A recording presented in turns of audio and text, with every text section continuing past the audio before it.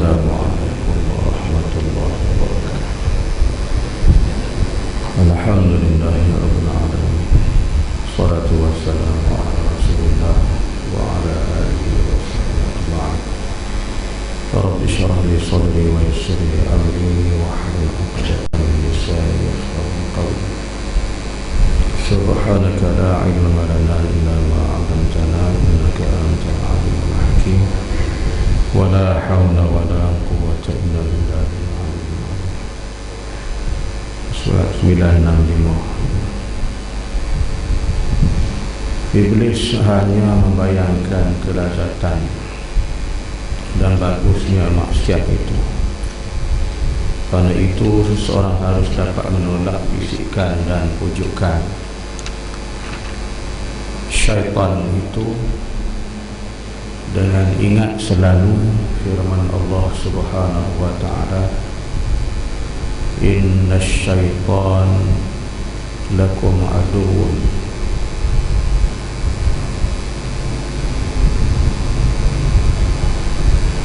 fattakhizuhu aduwwa. Sesungguhnya syaitan itu bagi kamu musuh, maka perlakukan ia sebagai musuh. Karena itu jangan percaya dan jangan menurut kepadanya, meskipun ia bersumpah memberi nasihat kepadamu. Maka seorang yang berakal harus dapat membezakan keterangan kawan dari lawan, maka mengikut kawan dan meninggalkan kawan. Di dalam Al-Quran Allah menyatakan juga dalam ayat yang lain, asy-syaitanu ya'idukumul faqr. Syaitan menjanjikan kefakiran. Jadi sudah dimaaf muslimat sekalian, syaitan asal kataan syayatin, yang dia ni untuk kerjanya menyeleweng akan manusia daripada jalan-jalan yang kebenaran. Jadi kita tahu bahawa dia adalah telah pun dilaknat oleh Allah Subhanahu wa ta'ala oleh kerana dia ni menentang, melawan Allah, sehingga mana dilawan Allah, kemudian Allah laknat dia, kemudian itu pula dia minta dengan Allah, minta tempoh sampai kiamat untuk dia menghasut, mengganggu gugat anak cucu Adam. Jadi Allah memberikan laluan kepadanya. Jadi kalau kita mungkin sebentar lalu, kenapa Tuhan bagi laluan dekat dia? Tapi dalam hal itu kita lihat, ini tuan-tuan boleh rujuk tengok dalam tafsir fi Dhilalil Quran yang dituliskan oleh Asy-Syahid Syekh Qutb, yang mengumparkan 30 ayat 30. Allah kata dia dikerahkanlah bala tentera kamu untuk mengganggu-gugat akan anak cucu Adam. Tapi bagi Allah, apabila di kalangan hamba-hambaku telah memohon keampunan dan bertaubat kepadaku, Allah Ta'ala terima.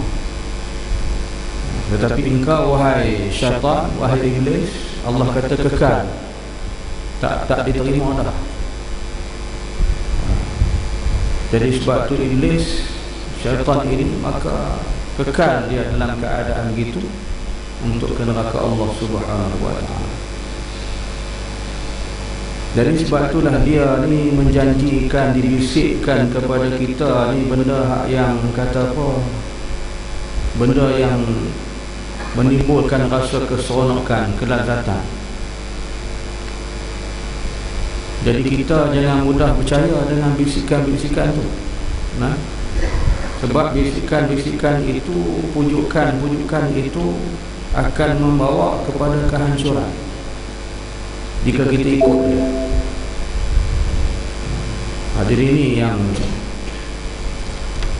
kita kena beramat-amati. Sebab apa? Dia, kita kena ingat balik, dia kata asyaitanu yahri min ibn Adam majrad dam. Dia berjalan dalam tubuh anak Adam tu mengikut aliran darah. Jadi aliran darah ni dalam kitab Minhajul Abidin, dia kata dia lebih laju daripada darah. Dia lebih cepat. Jadi sebab tu menghasut, menggoda ni satu kerja dia, untuk menjahanamkan kita dan merosakkan kita. Jadi barang siapa yang ikut pujuk rayu dia, bisikan-bisikan dia, memang terperangkap. Memang kita seronoklah dihidangkan dengan keseronokan, dengan keasyikan, dengan segala kelazatan, tetapi perkara itu membawa kepada kesesatan. Itu yang saya katakan tu, ya, dijanjikan kita kisah, kata tunggu, kata ada orang yang berkahwin, tak dapat zuriat, tak dapat anak, tak ada siapa lah bagi tahu kat dia. Dia kata kau pergi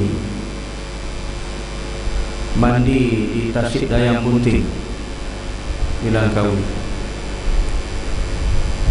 Jadi dia ni terima pakai, pergi mandi tu, dua-dua orang, suami isteri ni pakat terjun mandi dalam Tasik Dayang Bunting tu, kan. Jadi bila balik beberapa bulan kemudian mengandung semua, kan. Dia kata jadi jadi yang hak beritahu kat dia tu iblis, syaitan, sanggup buang duit pergi ke Tasik Dayang Bunting. Niat dia dengan berkat Tasik Dayang Bunting kau mengandung lah isteri aku, kan. Jadi pakat terjun mandi. Jadi pada zahirnya kita nampak okey lah, kan, kamu dapat mengandung isteri kamu, tapi kata tunggu, benda tu telah bertemankan dengan syaitan. Benda yang syirik, benda yang khurafat yang kita lakukan tadi ni telah bertemankan syaitan. Jadi syaitan telah mendahului perkara itu, akhirnya dia berjaya. Tu kata tunggu, mana mengandung tu daripada benih syaitan, iblis. Padahal kita dalam Islam bukannya suruh buat macam tu. Ada jalan-jalan alternatif yang lain. Kata mengikut dari segi perawatan alternatif dalam Islam tu boleh kita rawat, boleh kita bantu dengan kita doa dan munajat kepada Allah Subhanahu wa taala. Munajat kepada Allah, minta kepada Allah dengan doa-doa yang telah digunakan, yang tak salah doa-doa ni. Jadi doa ni kita minta kepada Allah, mohon kepada Allah, insya-Allah dengan izin Allah Subhanahu wa taala, maka orang tu dapat zuriat dengan izin Allah. Ada yang 18 tahun tak ada zuriat, ada yang 6 tahun. Ini pengalaman yang kita lalui dalam masyarakat, berjumpa dengan masyarakat macam-macam, kan. Ada 18 tahun tak mengandung isteri dia. Ada yang doktor mengisahkan isteri dia tak boleh mengandung dah. Ambil anak angkat darjah 2, isteri dia mengandung. Dengan takdir Allah Subhanahu wa taala pergi jumpa balik dengan pakar ni menung, tak boleh kata apa. Kan? Sebab dia masih lagi hidup, masih lagi bertugas sebagai doktor. Jumpa balik dengan pakar, dia kata isteri saya mengandung. Dulu doktor kata tak boleh mengandung. Macam mana? Dia tak boleh kata apa. Sebab tu kata tunggu, kita tak boleh, walaupun pakar sekalipun tak boleh mengatakan itu, menghukumkan perkara yang itu hak Allah. Melainkan kita mengatakan insya-Allah atau perkara itu kemungkinan harus bagi Allah melakukan segala-galanya. Di segi ilmiahnya mungkin kita mengatakan begitu, dia tak boleh mengandung, tapi kerja Allah.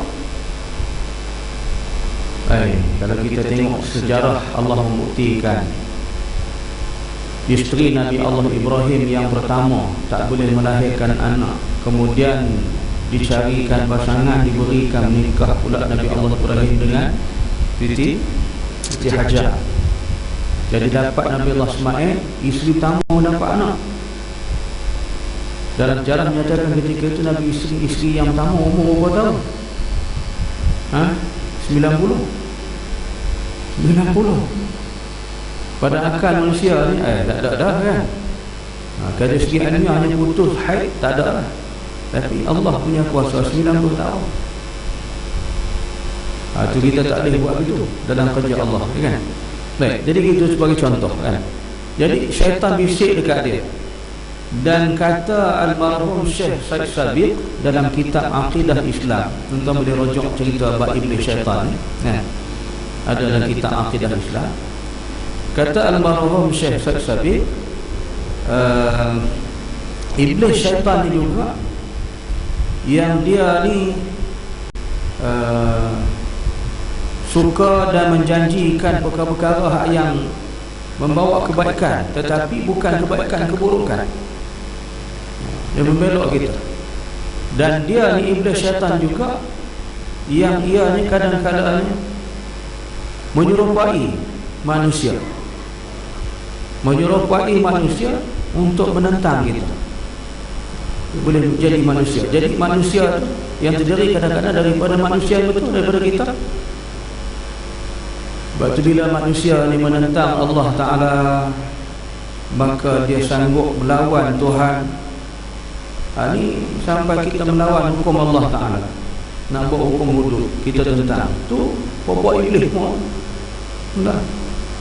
Jika orang tu Islam, dia tak ganggu, dia tak lawan, itu hukum Allah, dia terima seadanya. Tapi dia lawan. Maka bila lawan ini, mereka ini telah pun digunakan menjadi alat tunggangan bagi iblis untuk melawan hukum Allah. Seperti mana Fir'aun melawan Allah Ta'ala sampai dia istihadkan diri dia, ana rabbukumul a'la, aku Tuhan yang paling tinggi. Tapi kesudahan sampai ke mana? Manusia tetap manusia, tuan-tuan. Itu dalam surah An-Nazi'at. Kita buka tengok dalam surah An-Nazi'at, dalam juzuk Ahmad. Kata almarhum Abu Hamka dalam tafsirnya Al-Azhar, manusia tetap manusia, pangkat, darjat, ketinggian takat itu saja. Tapi kesudahan bila habisnya manusia itu akan mati juga. Tinggi besar macam mana pangkat, mulia ke hina ke buruk ke, macam mana mati juga. Itu manusia, tahap manusia. Jadi Fir'aun ni mengaku dia tu ana rabbukumul a'la, lawan Allah, menentang Allah, bukan takat menentang utusan Nabi, utusan Allah, melawan Allah. Tetapi kesudahan ke mana dia? Mati. Yang maha hidup Allah. Itu yang kata iblis tadi. Jadi dia masuk menyerupai dan sebahagian daripada manusia. Itu dalam kitab Aqidah Islam dia sebut. Jadi sebab tu dia ni Allah menyatakan sesungguhnya innasyaitana lakum aduwwun fattakhizuhu aduwwa, yang sesungguhnya syaitan itu bagi kamu musuh, maka perlakukan dia sebagai musuh. Melakukan dia sebagai musuh. Kerana itu jangan kamu percaya, jangan menurut kepadanya meskipun ia bersumpah memberi nasihat kepada kamu. Jadi dia ni menjanjikan kebaikan kepada kita. Kisah bagaimana si Abid yang diperdayakan syaitan, daripada duduk beramal ibadah sampai peringkat diganggu, digodanya, dikatakan kamu beramal ibadah sampai tak tengok dunia langsung. Kita kena tengok juga dunia muka bumi Allah jadi terhampar luas sebagai satu daripada nikmat. Pandai meleceh dia. Kena tengok anugerah Allah, tengok nikmat Tuhan, kena tengok sumber alam, kena perhati juga kata dia. Takkan nak beribadah sampai bila-bila. Jadi dia ajak sampai peringkatnya kawan tu berjaya, dibawa berjalan keluar sampai dah masuk satu tempat, kalau kita hari panggil apa, kasino, bar, masuk dalam tu, Jadi dia ni tak masuk tempat ni apa, dia kata ni lah dunia, pentas dunia. Sekarang kita kena tengok juga hiburannya. Dia berangkat si Abid ni, jadi masuk dalam tu, di pedaya puan tu, minum arak. Minum arak. Jadi bila minum arak, pelayan ni pula perempuan, dia mabuk, lalu dia rogol, diperkosanya wanita tu. Ditangkap oleh pemerintah, diadu oleh pihak suaminya, tangkap. Bila ditangkap, maka dia jatuh hukuman dibunuh dengan cara dipalang. Dipalang, disalib, dibunuh. Jadi ketika itulah dia ditangkap, dipasung, dipalang, maka syaitan menjelma sekali lagi. Dia kata, kamu boleh lepas daripada itu dengan syarat kamu mengaku aku ni sebagai Tuhan. Jadi kata nak mengaku macam mana aku kena? Dia kata kamu tunduk saja, tanda hangguk kepala itu sebagai tanda sujud kepada aku. Jadi si Abid pun hangguk kepala, habis tuan. Jadilah dia mati dalam kekufuran, dibunuh dengan keadaan begitu rupa. Dia berangkat daripada satu.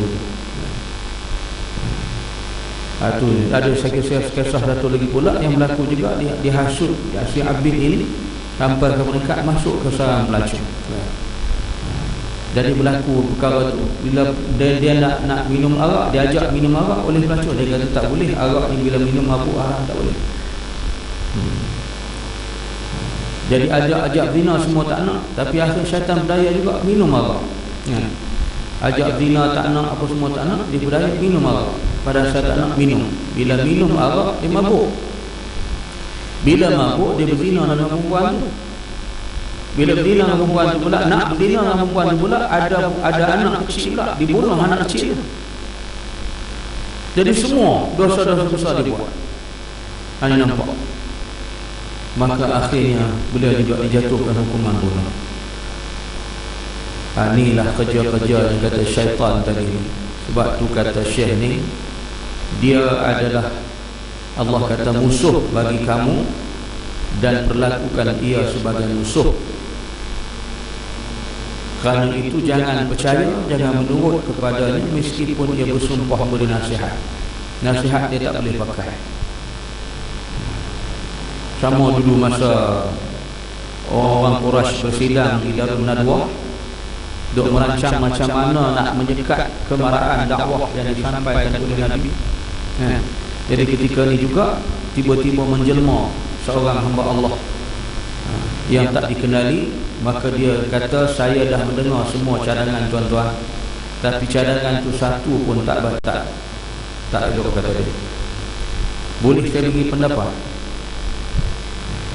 Jadi bila dipersilakan oleh pihak Abu Jahal, dia pun beri pendapat. Dia kata gini, tuan-tuan yang ada ni, hantar wakil setiap-tiap daripada tuan-tuan ni, bawa seorang pemuda-pemuda yang gagah perkasa, tangkah senjata. Kalau semua yang ada ni bawa seorang-seorang, kita kepung rumah Muhammad, dia keluar, kita bunuh, tangkap, hidup atau mati. Bunuh tu. Itu berkesan ni kan. Kalau tuan-tuan bagi cadangan semua tak berkesan, ngarut je dia. Jadi akhir mereka bersetuju. Tu yang kita Nabi dikepung. Tetapi Allah punya kuasa, innallaha ala kulli syai'in qadir. Nabi keluar, lalu tepi hidung dia tak sedar sabar. Tak sedar. Itulah Allah punya kuasa. Jadi syaitan menjanjikan kita, itulah tuan-tuan ingat, dalam ayat yang lain, asy-syaitan ya'idukumul faqr, syaitan menjanjikan kefakiran. Ikutnya punah panah jahanam iman kita.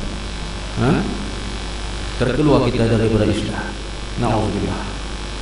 Maka seorang yang berakal harus dapat membezakan keterangan kawan dari lawan, maka mengikut kawan dan meninggalkan kawan. Jadi kita ni akal yang sihat sejahtera, saring dan tapis mana yang kawan sebenar, mana yang lawan. Jagalah syaitan ni. Dia mari ganggu usik kita, kacau kita, goda kita, beri pandangan, pendapat, cadangan, dan pastikan apakah ia perkara terbaik ataupun buruk. Wallahu a'lam. Subhanakallahumma bihamdika, asyhadu an la ilaha illa anta, astaghfiruka wa atubu ilaik. Bismillahirrahmanirrahim. Wal 'aqibatu lil muttaqin. إلا الذين آمنوا وعملوا الصالحات وتواصوا بالحق وتواصوا بالصبر. السلام عليكم